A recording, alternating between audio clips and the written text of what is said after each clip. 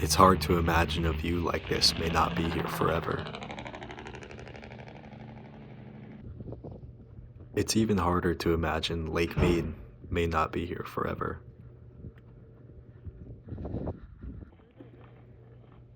Lake Mead gives us far more than just our water. She gives us electricity. She gives us recreation. She gives us food, and she gives us dreams. She gives us memories of days gone by and of days not yet lived. But most of all, she gives us memories of the water no longer with us. When the air temperatures rise, we see what's left behind. A white line of limestone shooting across the desert landscape, reminding us of where our boats used to float and how much drinking water we used to have. When the air temperatures rise, the lake falls.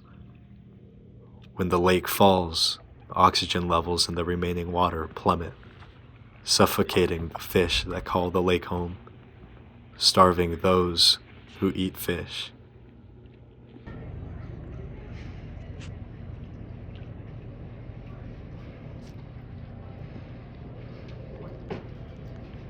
As the air temperatures rise, we build more and more intakes.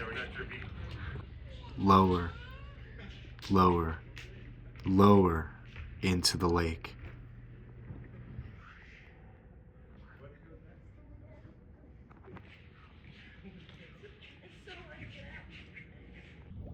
And it's all done to make sure that 2.2 million people who live here and 42.5 million who visit annually have the clean water they need to dream, to live, to love, to do.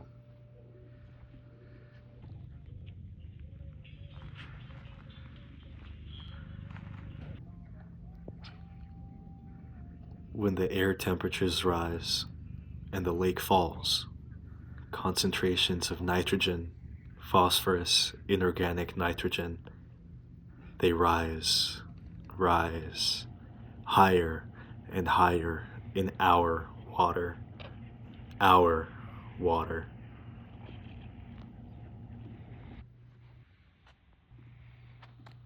They act like fertilizer, causing excess algal growth, depleting oxygen levels further and further, killing our fish, killing our native plants, disrupting our native ecosystem, disrupting our water supply.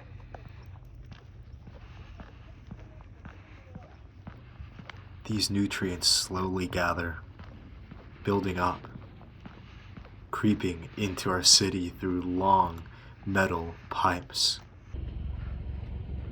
When the air temperatures rise, corrosive metals in our water thrive. Water plant operators have to add massive amounts of anti-corrosive metal compounds to our water, all to keep it as clean as it always has been, as clean as we always want it to be, as clean as we hope it can always be. All because air temperatures are not what they used to be. All because the air temperatures rise and rise and rise. And while our lips may never feel the burden of the metallic water, our wallets will. Less money for our food, less money for our homes, less money for our educations, less money for our families.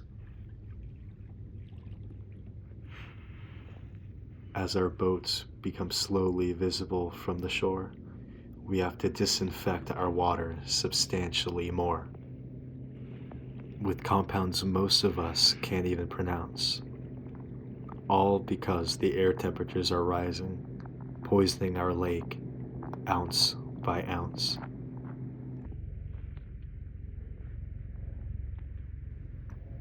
How proud would our ancestors be to see our water begging so desperately, to see us turning a blind eye, continuing to adjust our watering schedules without questioning why.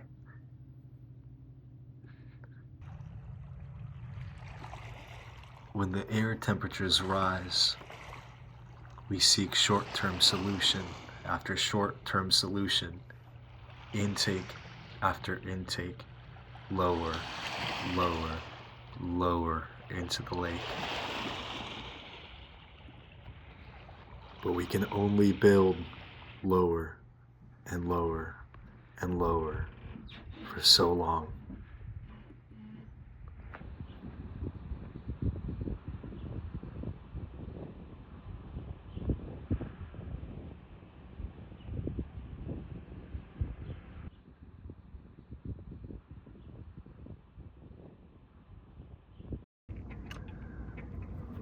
Well, to be honest with you, I'm not really concerned. We have weather patterns. I think it was in 1986 when it was at overflow capacity. It's waned ever since.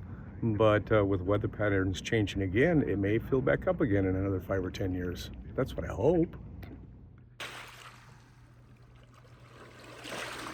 Are you concerned? Do you think hope is enough? For the sake of our barren lands turn fruitful, will you be a part of the solution? I hope so.